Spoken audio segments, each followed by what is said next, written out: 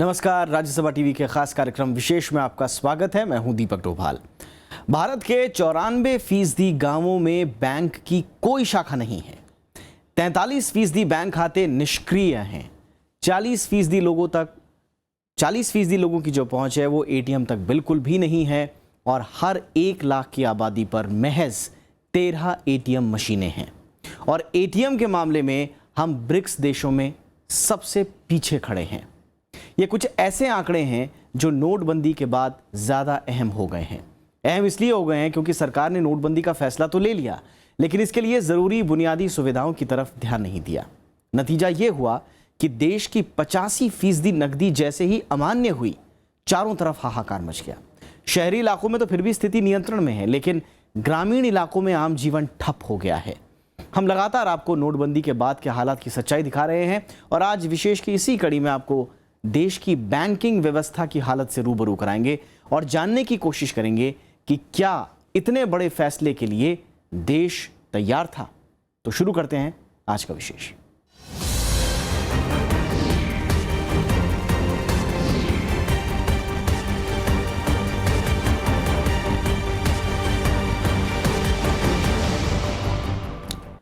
नोटबंदी के फैसले के बाद से अफरा तफरी मची हुई है, लेकिन सबसे ज्यादा परेशानी ग्रामीण इलाकों में हो रही है।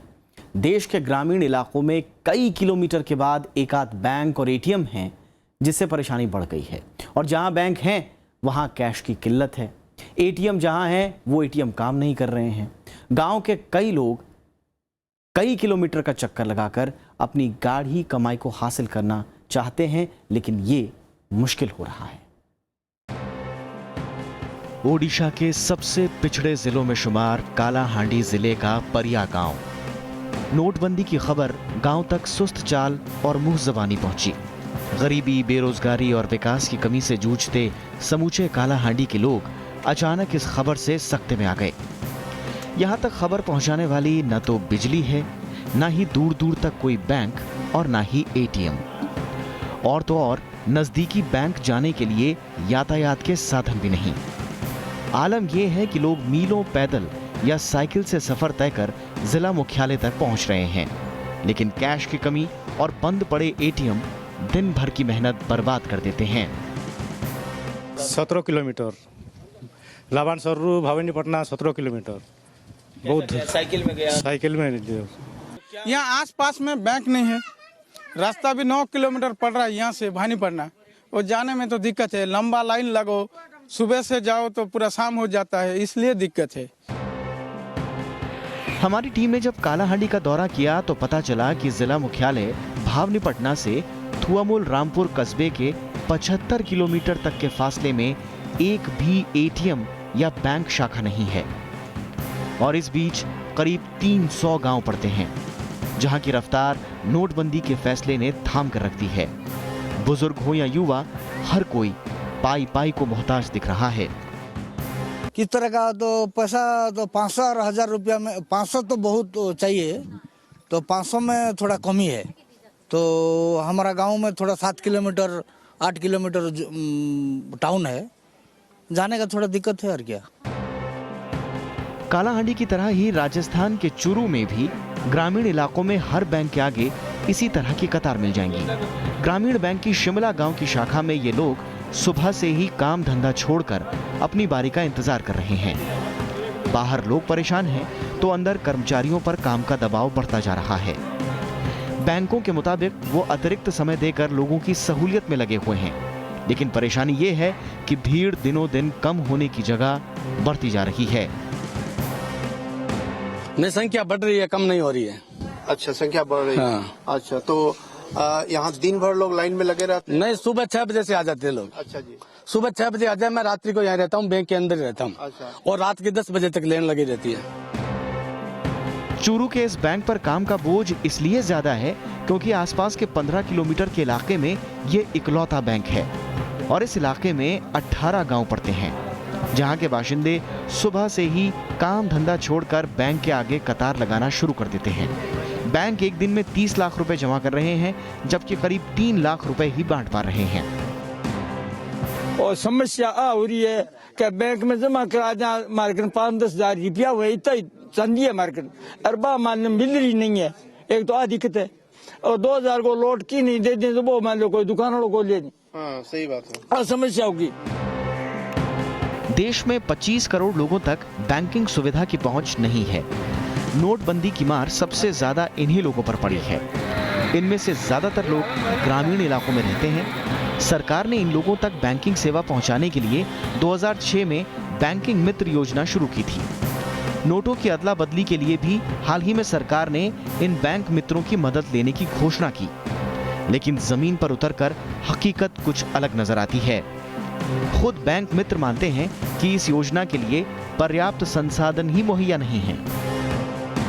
सबसे बड़ी वजह तो कनेक्टिविटी। उसके बाद अगर हम लोग गांव जा रहे हैं तो फिर यहाँ सेंटर बंद रहेगा, तो यहाँ पब्लिक आएगी, यहाँ वो परेशान होगी। मान लो अपन कोई गांव जा रहे हैं और यहाँ आसपास के 10 गांव से आ रहे हैं, अपन प्रॉपर एक गांव जा पाएंगे एक दिन में। कनेक्टिविटी की प्रॉब्लम, ब्रॉडबैंड से चलता है, डोंगल से अपन चलाएं या मोबाइल से चलाएं तो उतना बेटर रिजल्ट नहीं मिलता। ग्रामीण इलाकों में लोगों की एक बड़ी परेशानी सरकार के एक फैसले ने और बढ़ा दी। देहाती इलाकों में ज्यादातर लेन देन सहकारी बैंकों में होता है, लेकिन नोटों की अदला बदली सहकारी बैंकों में सरकार ने बंद करवा दी।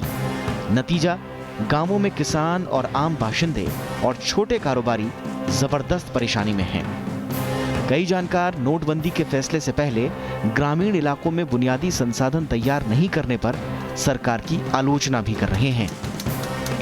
Bureau report, Rajya Sabha TV. और नोटबंदी के बाद सबकी निगाहें बैंकों पर हैं। बैंक कर्मी दिन रात मेहनत में लगे हुए हैं, लेकिन लेन देन करने वालों की तादाद कम नहीं हो रही।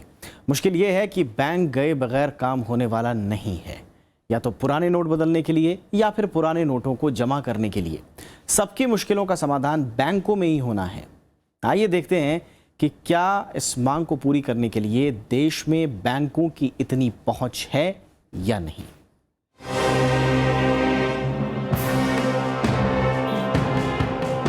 हर बैंक के सामने खचाखच भीड़ की ये तस्वीरें इस वक्त भारत की हकीकत हैं। मारामारी और धक्का मुक्की के बीच जिनको सफलता मिलती है वो इन दिनों सबसे बड़ी कामयाबी की मिसाल हैं। लेकिन नोटबंदी के फैसले को अमली जामा पहनाना आसान नहीं है। सरकार और रिजर्व बैंक के आंकड़ों की माने तो ये बेहद चुनौती भरा काम होगा। शहरी इलाकों में तो फिर भी बैंकिंग सुविधाएं बेहतर हैं, लेकिन देहातों की स्थिति बहुत ही चिंताजनक है। 2011 की जनगणना के मुताबिक इस वक्त देश में 6,49,481 गांव हैं, लेकिन इनमें ज्यादातर गांवों में बैंकिंग सुविधाएं नहीं हैं।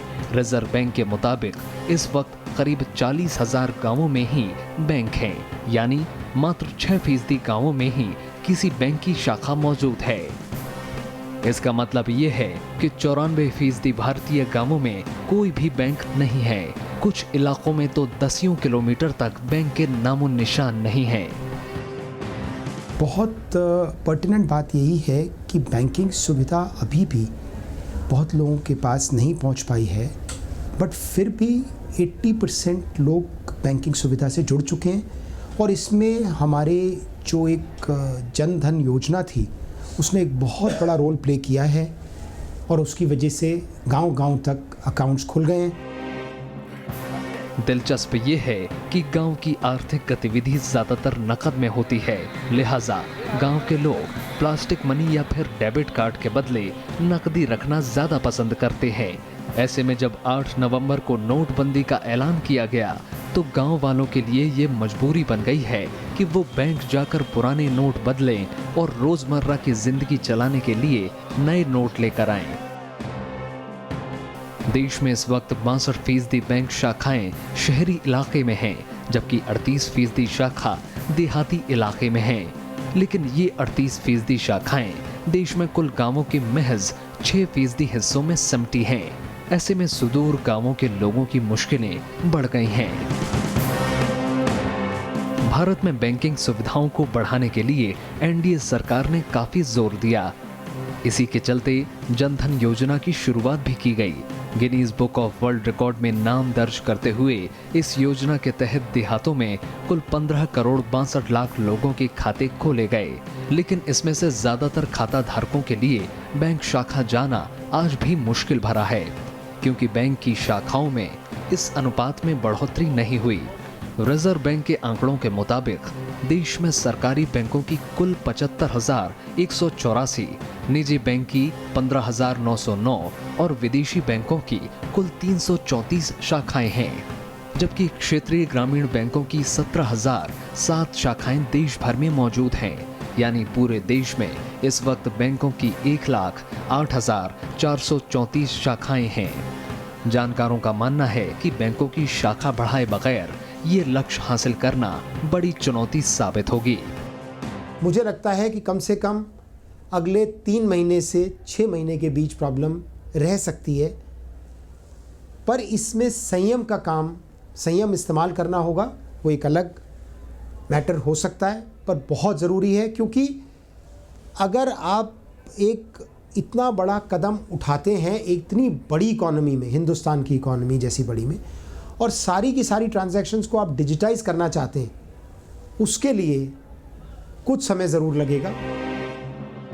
विश्व बैंक के मुताबिक दुनिया में जिन वयस्कों के पास बैंकिंग सुविधा नहीं है, उसमें से 21% लोग भारत में रहते हैं।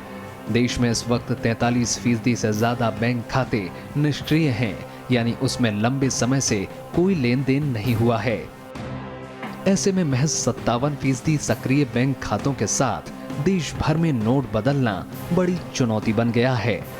बैंकों की कतारें कम नहीं हो रही और नोट बदलने के लिए डाकघरों को दी गई जिम्मेदारी भी विकल्प के तौर पर उभरती नहीं दिख रही। मोहम्मद फातिह टीपू के साथ ब्यूरो रिपोर्ट, राज्यसभा टीवी। और भारत दुनिया की सबसे तेजी से बढ़ने वाली अर्थव्यवस्थाओं में शुमार है। हर क्षेत्रों की तरह बैंकिंग सुविधाओं में भी पिछले कुछ सालों में काफ़ी सुधार देखने को मिला है, लेकिन जैसा कि आपने देखा कि देहाती इलाकों में बैंकिंग सुविधाएं आज भी लचर हैं। आइए अब आपको दिखाते हैं कि दुनिया के बाकी मुल्कों की तुलना में हम यानी भारत कहां खड़ा है।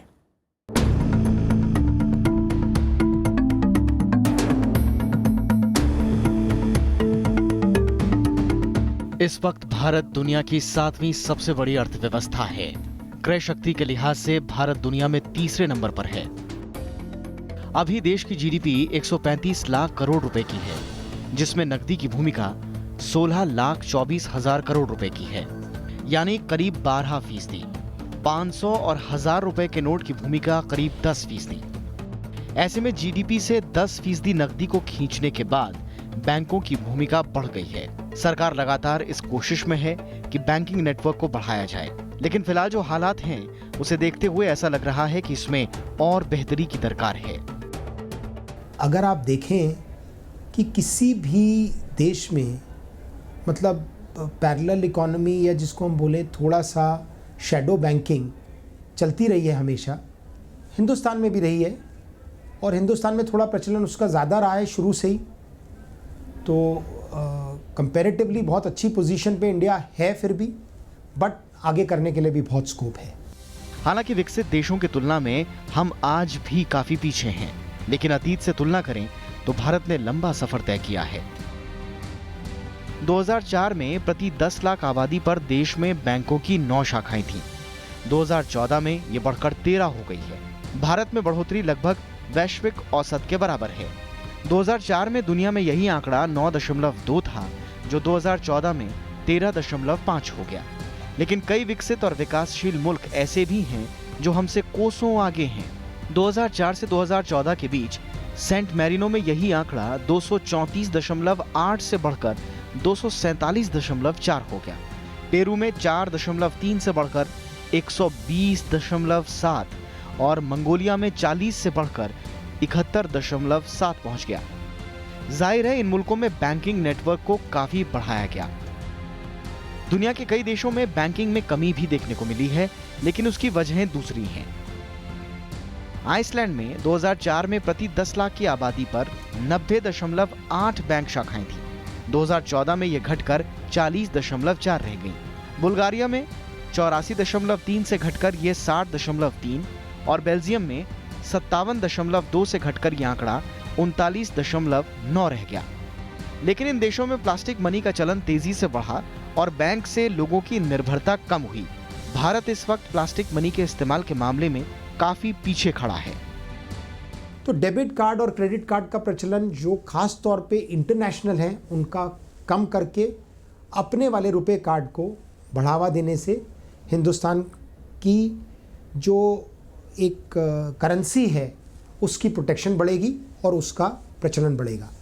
अब इस वाले सिस्टम में उसका एक रोल डीमोनेटाइजेशन में बहुत इम्पॉर्टेंट है। इसी तरह पेटीएम जैसे वॉलेट्स का भी रोल बहुत इम्पॉर्टेंट है। भारत में प्लास्टिक मनी का इस्तेमाल आज भी बेहद कम है। भारत में इस वक्त बैंक खाता धारकों के महज 39% लोगों के पास ही एटीएम कार्ड है। महज 15% वयस्क ही भुगतान के लिए डेबिट कार्ड या इंटरनेट बैंकिंग का सहारा लेते हैं। भारत में आज भी भुगतान के लिए लोग नकदी का ही ज्यादा सहारा लेते हैं। दुनिया के विकसित देशों की तुलना में ये चलन भारत में ज्यादा है। विश्व बैंक इसकी एक वजह ये भी मानता है कि भारत में इंटरनेट की सुविधा आज भी बहुत कम लोगों के पास है। एंड्रॉयड मोबाइल की पहुंच होने के बावजूद लोग मोबाइल से इंटरनेट बैंकिंग का इस्तेमाल कम करते हैं और बेहद सावधानी से करते हैं। मोहम्मद फातेह टीपू के साथ ब्यूरो रिपोर्ट, राज्यसभा टीवी। और फिलहाल एक छोटा सा ब्रेक, लेकिन ब्रेक के बाद आपको बताएंगे देश में एटीएम्स का क्या हाल है।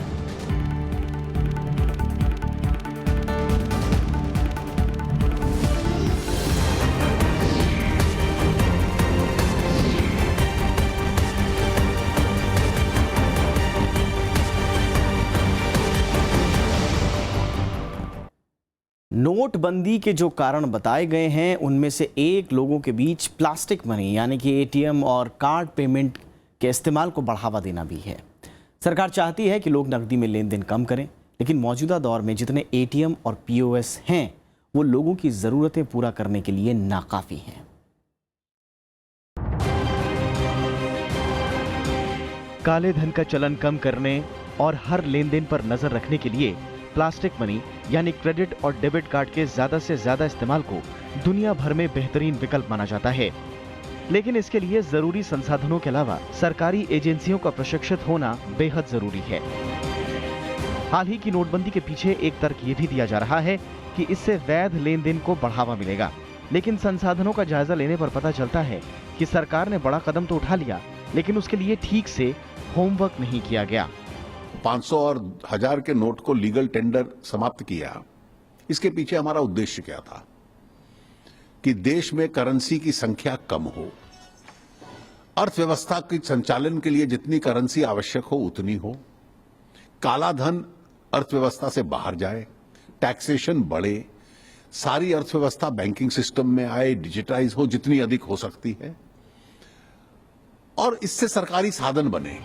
विश्व बैंक के मुताबिक 2014 में दुनिया भर में हर 1 लाख की आबादी पर तकरीबन 50 एटीएम मशीन थीं। औसत के लिहाज से कोलंबिया में प्रति व्यक्ति सबसे ज्यादा एटीएम हैं। 2014 में कोलंबिया में हर 1 लाख की आबादी पर 256.3 एटीएम मशीनें हैं। पेरू में हर लाख की आबादी पर 120.7 एटीएम, अमेरिका में 32.4, ब्राजील में 47.3, इटली में 59.6, पाकिस्तान में 9.4, जबकि भारत में प्रति 1 लाख व्यक्ति महज 13 एटीएम हैं। देखिए, ये कहना बहुत मुश्किल है। ये इसलिए कहना मुश्किल है, आपने पूरे दुनिया से कंपेयर कर लिया हिंदुस्तान को। हम बहुत से देशों से अच्छे होंगे, बहुत से देशों से अभी पीछे होंगे। तो ये कहना कि पूरे विश्व में हम सबसे आगे हैं, ये ठीक नहीं होगा। पूरे विश्व में हम सबसे पीछे हैं, ये भी ठीक नहीं होगा। ईज़ ऑफ डूइंग बिजनेस की जो हमारी वर्ल्ड बैंक जो रैंकिंग करता रहता है, उसमें आपने देखा होगा कि हम लगातार उसमें तरक्की कर रहे हैं। गिनती के लिहाज से दुनिया में सबसे ज्यादा एटीएम मशीन चीन में लगी हैं और हर साल इसमें औसतन 24.5% का इजाफा भी हो रहा है। सितंबर 2015 में चीन में कुल 8,40,800 एटीएम थे। 2015 में अमेरिका में कुल एटीएम की तादाद 4,25,000 थी। भारत में दिसंबर 2015 में महज 1,93,768 एटीएम मशीनें लग पाई थीं। इनमें ऑन साइट यानी बैंक के परिसर में लगे एटीएम की तादाद 97,793 है, जबकि ऑफ साइट एटीएम की संख्या 95,975 है। तो एक ऐसी इकोनॉमी का निर्माण हो रहा है जिसमें कि कैश की जगह बैंक की ट्रांजैक्शंस ज़्यादा बढ़ जाएंगी और एक बहुत सुचारू रूप से, और कैश एक अपने आप में एक लायबिलिटी है जिसको संभालना और इस्तेमाल करना एक बहुत दिक्कत का काम है आम आदमी के लिए। रिजर्व बैंक के मुताबिक देश भर में 2.5 करोड़ क्रेडिट कार्ड और 66 करोड़ डेबिट कार्ड ग्राहक हैं। इसके अलावा देश भर में अब तक 12,45,000 POS मशीनें दुकानों और कारोबारियों के पास लगाई गई हैं। हालांकि इनमें कितने पूरे समय काम करते हैं, इसको लेकर भी कई सवाल हैं। मई 2016 में रिजर्व बैंक ने एक सर्वे किया था। इनमें कुल 4,000 ATM की जांच की गई। जांच में पता चला कि 1/3 ATM पूरी तरह से बंद पड़े हैं और उन्हें काम में नहीं लाया जा सकता। मोहम्मद फातेह टीपू के साथ जैगम मुर्तजा, राज्यसभा टीवी। देश में ATM मशीनों की तादाद तकरीबन 25% की सालाना दर से बढ़ रही है, लेकिन जनसंख्या के बढ़ते दबाव के मद्देनज़र ये काफ़ी कम है। देश में ज़्यादातर जो ATM कारोबार का दबाव सहने की हालत में इस वक्त नहीं दिखाई दे रहे हैं और ज़्यादातर ख़राब रहते हैं। इनमें भी ग्रामीण इलाके ATM कवरेज से तकरीबन अछूते हैं।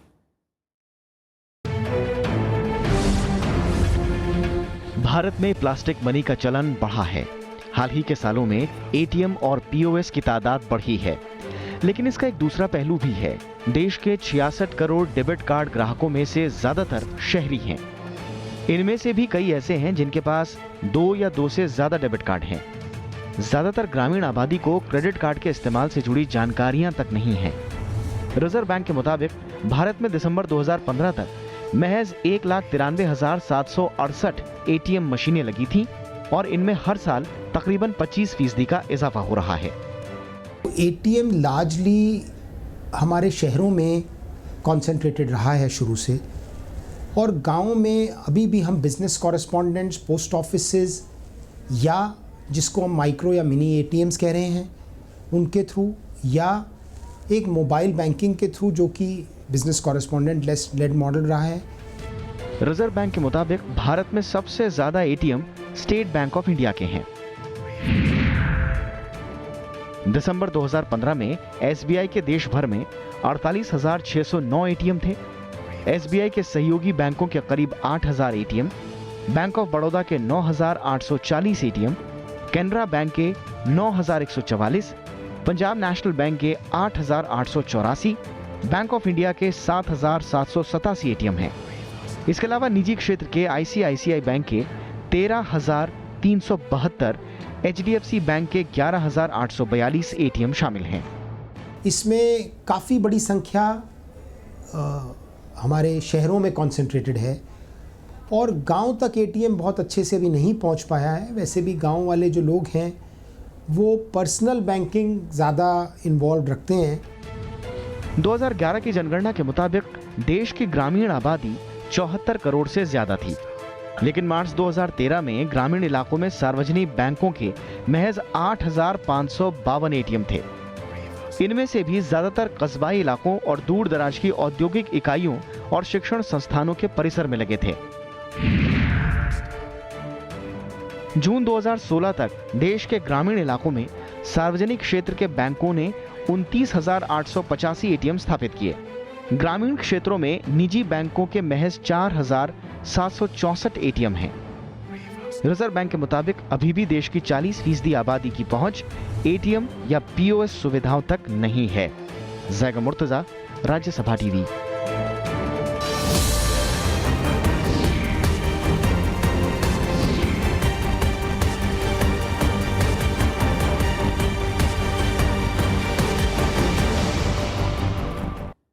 तो आज विशेष में इतना ही। नमस्कार।